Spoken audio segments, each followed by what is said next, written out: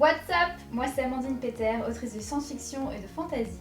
J'espère que vous passez une très bonne journée et merci de suivre cette vidéo. Le thème d'aujourd'hui, le jargon de l'écrivain. Alors pourquoi cette vidéo aujourd'hui?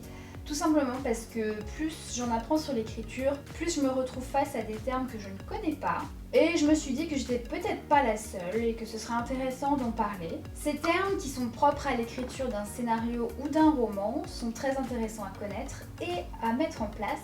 Alors sans plus tarder, voici le premier. J'ai nommé le fusil de Tchekhov. Alors c'est un principe attribué à l'écrivain Anton Tchekhov qui a dit « Supprimez tout ce qui n'est pas pertinent dans l'histoire ». Si dans le premier acte, vous dites qu'il y a un fusil accroché au mur, alors il faut absolument qu'un coup de feu soit tiré avec, au second ou au troisième acte. S'il n'est pas destiné à être utilisé, il n'a rien à faire là. Alors ça rejoint un peu le principe des promesses de Brandon Sanderson. Si on place un fusil chargé dans une scène, le lecteur va attendre le moment où quelqu'un va s'en servir. C'est un principe intéressant pour tout ce qu'on appelle le foreshadowing, c'est-à-dire les petits éléments que vous allez glisser dans votre intrigue pour amener subtilement l'attention et suggérer la direction que prend votre intrigue, et mener à un plot twist par exemple. Bon, par contre, je suis pas très d'accord avec le fait de supprimer tout ce qui n'est pas pertinent. Bon, après, qu'est-ce qui est pertinent, qu'est-ce qui n'est pas pertinent? Personnellement, je trouve que des éléments qui n'ont pas forcément un impact dans l'intrigue peuvent être pertinents, tout simplement parce qu'ils participent à l'immersion ou ils participent à caractériser un personnage. Alors, spoiler warning, je vais parler du film Le Cinquième élément et du film Signe.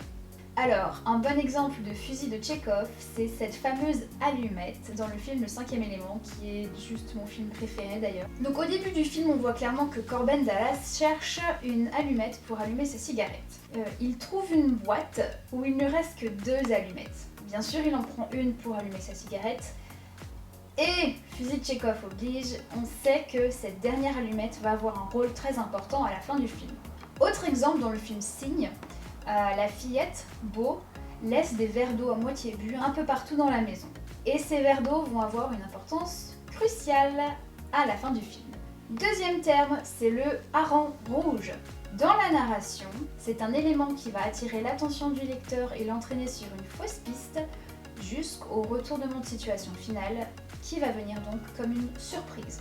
Même si des fusils de Tchekhov ont été disséminés ici et là. Alors bien dosés et bien insérés dans l'histoire, ils peuvent donner naissance à des scénarios inoubliables. Des scénarios qui nous ont littéralement mis sur les fesses. Sans spoiler, je cite comme exemple Seven, Fight Club, Usual Suspect, Les Autres, Le Sixième Sens et Shutter Island. Ceux qui savent, savent. Tous des très bons films aussi, allez les regarder immédiatement. Alors attention, ça ne veut pas dire que le plot twist n'était pas construit ingénieusement depuis le début. Grâce au hareng rouge, le spectateur arrive simplement à une conclusion hâtive, mais il y a toujours des éléments qui permettent de préparer le plot twist, même s'ils sont bien souvent invisibles lorsqu'on regarde le film pour la première fois. Troisième terme, le MacGuffin. C'est un terme popularisé et utilisé par Alfred Hitchcock lui-même. Il s'agit d'un élément, souvent un objet, qui a l'air d'être central dans l'intrigue, mais qui finalement a une importance relative, voire mineure. Et c'est aussi souvent le MacGuffin qui pousse l'antagoniste ou le protagoniste dans l'action au début. Attention, je vais spoiler Pulp Fiction et Il faut sauver le soldat Ryan. Le meilleur exemple du MacGuffin, je trouve, c'est la mallette dans Pulp Fiction. Il se passe tellement de choses à cause de cette mallette. Elle tire en avant le film entier, et pourtant on ne saura jamais ce qu'elle contient, parce que ce n'est pas le contenu de la mallette qui compte, c'est tout ce qu'elle engrange autour d'elle. Un autre MacGuffin, c'est le soldat Ryan dans Il faut sauver le soldat Ryan. Il est littéralement la seule raison pour laquelle le film existe. Et pourtant, l'équipe le cherche et le trouve. Et les actions de ce soldat Ryan n'ont finalement pas grande importance sur l'intrigue. C'est tout ce qui arrive autour, avant, pendant, après, c'est tout ça qui nous marque et qui nous fait vibrer. Quatrième terme, c'est le fameux Deus Ex Machina, qui veut littéralement dire le mécanisme qui sert à faire entrer une divinité sur scène. en narration, c'est quand on a un problème dans l'intrigue qui paraît insurmontable, qui est miraculeusement résolu à la fin par l'intervention d'un élément inattendu et improbable. Ce qui amène donc aussi à un happy ending. Le Deus Ex Machina est principalement utilisé en comédie où il a sa place, mais attention, par pitié, il faut absolument éviter de s'en servir parce qu'on ne sait pas comment terminer son roman. Je vais spoiler La Guerre des Mondes, Le Retour du Roi et Le Magicien d'Oz, le film de 1939. Alors, un Deus Ex Machina qui fonctionne plutôt bien, bon, ou pas, hein, selon les avis, c'est La Guerre des Mondes. Pendant tout le film, les aliens qui envahissent la Terre sont indestructibles. Hein. Tout le monde s'y met, l'armée, les chars, les avions, tout. Jusqu'au la fin du film où on découvre qu'en fait les aliens sont vulnérables à nos bactéries et ils meurent tous. Comme ça. Autre Deus Ex Machina qui a été critiqué, c'est dans Le Retour du Roi, l'intervention des aigles, en fait, qui vont venir sauver Frodon et Sam après que l'anneau ait été jeté dans le Mount Doom. C'est un petit peu facile. Et un autre exemple de Deus Ex Machina, un petit peu différent, c'est dans Le Magicien d'Oz, le film de 1939, où tout simplement Dorothy se réveille à la fin et ce n'était qu'un rêve. Alors si ça a marché à l'époque, n'utilisez plus ce Deus Ex Machina parce qu'il a vraiment fait ses années. Peut-être qu'il y aura un comeback, qui sait. Mais pour l'instant c'est vraiment très, voire trop facile et ça passe pas. Alors, il y a des Deus Ex Machina qui sont un peu plus discutables. Attention, je vais donner l'exemple de Harry Potter et la Chambre des Secrets. En gros, spoiler en fait. C'est l'arrivée du Phénix. Comment il s'appelle déjà, je sais plus. À la fin, en fait, quand Harry est dans la Chambre des Secrets, et si je me souviens bien, il a été mordu par le basilic. Et donc ce phénix lui amène l'épée de Godric Gryffondor, qui est la seule à pouvoir abattre le basilic.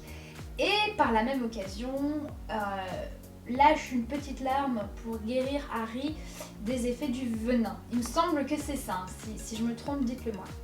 Alors on peut argumenter que ce n'est pas vraiment un Deus Ex Machina parce qu'il y a eu un fusil de Tchekhov avant.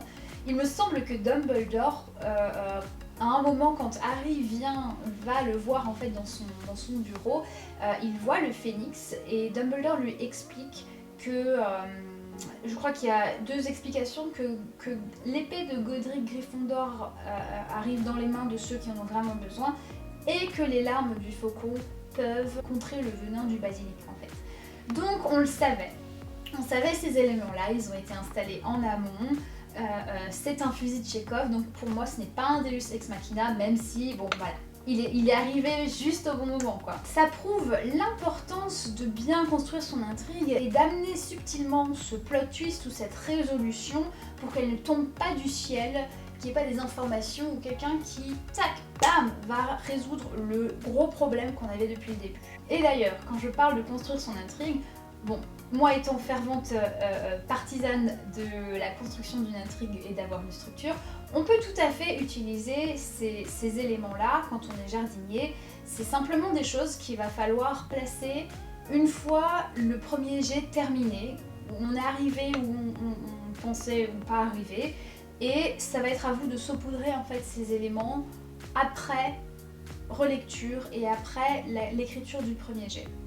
Ce que je déteste faire, c'est pour ça que j'utilise la structure. Et voilà, c'est tout pour aujourd'hui. J'espère que ces termes vous aideront dans votre écriture. J'ai donné beaucoup d'exemples de films, bien sûr, mais ces principes s'appliquent aussi à l'écriture de romans. Et c'est toujours très bon à savoir quand on étudie les techniques d'écriture. Je vous rappelle que je suis l'autrice de la saga Les Nébuleuses, 2 livres, donc elle est terminée. Il y a La couleur des nébuleuses et Le silence des nébuleuses qui sont tous les deux disponibles chez Explora Éditions. Et je vous invite aussi à lire la saga Le Stream, qui est aussi disponible chez Explora Éditions. Elle est aussi terminée, il y a 3 tomes. Et vous pouvez me suivre sur Instagram et Facebook où je vous parle de mes processus d'écriture, des petits conseils, de mon projet sur lequel je suis en train de travailler, qui est un projet de fantasy cette fois. Laissez un petit like si vous avez aimé cette vidéo, si elle vous semble utile. Et vous pouvez aussi vous abonner à ma chaîne et appuyer sur la petite cloche pour avoir une notification dès que je publie une nouvelle vidéo tous les mercredis. Et voilà, merci d'avoir suivi cette vidéo, j'espère qu'elle vous sera utile. Je vous souhaite une excellente journée et à la prochaine. J'espère que vous passez une excellente journée, même s'ils sont bien souvent invisibles lorsqu'on regarde... Même s'ils sont bien souvent invisibles lorsqu'on le regarde... Putain, c'est pas possible.